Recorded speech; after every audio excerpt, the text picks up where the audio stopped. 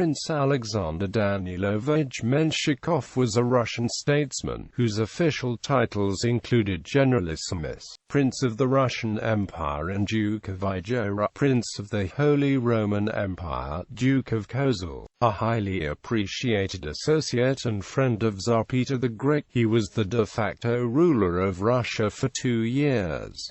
Early life. Menshikov was born on 16 November 1673 in Moscow. It has been disputed by his enemies whether his father was a stable hand or worked on a barge. It is more likely that he was of petty noble stock. As the story goes, he was making a living on the streets of Moscow as a vendor of stuffed buns known as pirozhki at the age of 20. His fine appearance and witty character caught the attention of Franz Lefort, Peter's first favorite, who took him into his service and finally transferred him to the Tsar. On the death of Lefort in 1699, Menshikov succeeded him as Peter's prime favorite and confidant. He took an active part in the Azov campaigns against the Ottoman Empire. During the Tsar's first foreign tour in the next year, Menshikov worked by his side in the dockyard of Amsterdam, and acquired a thorough knowledge of shipbuilding in colloquial Dutch and German. He acted as subordinate to Boris Sheremetev, who was commander-in-chief during the retreat before Charles XII in 1708, subsequently participating in the Battle of Holochin, the reduction of Mazepa, and the crowning victory of Poltava, where he won his field marshal's baton. Corruption. Around 1706 he had a conflict with Andrew Vinnius. Vinnius lost all of his land and goods. From 1709 to 1714 he served during the Courland, Holstein and Pomeranian campaigns, but then, as Governor-General of Ingria, with almost unlimited powers, was entrusted with a leading part in the civil administration. Menshikov understood perfectly the principles on which Peter's reforms were conducted and was the right hand of the Tsar in all his gigantic undertakings.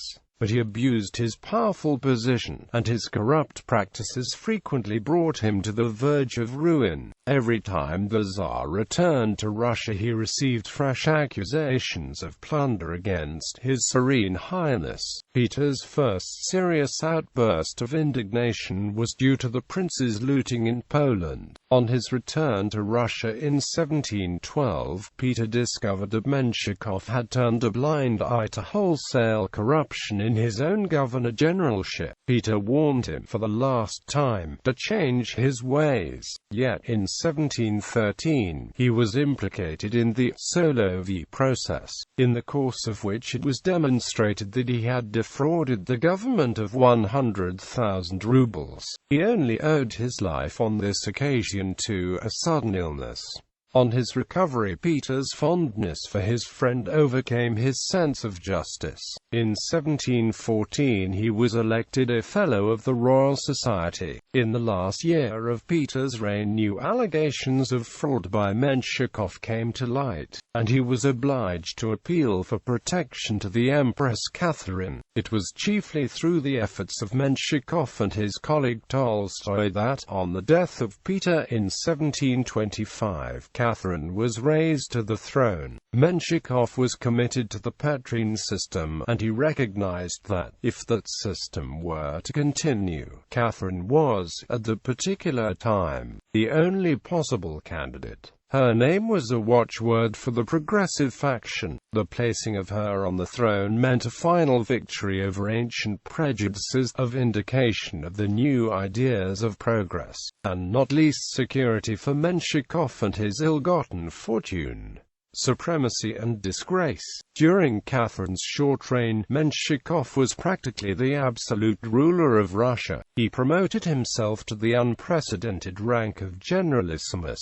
and was the only Russian to bear a ducal title. Upon finishing the construction of the Menshikov Palace on the Neva embankment in St. Petersburg, Menshikov intended to make Oranienbaum a capital of his ephemeral duchy.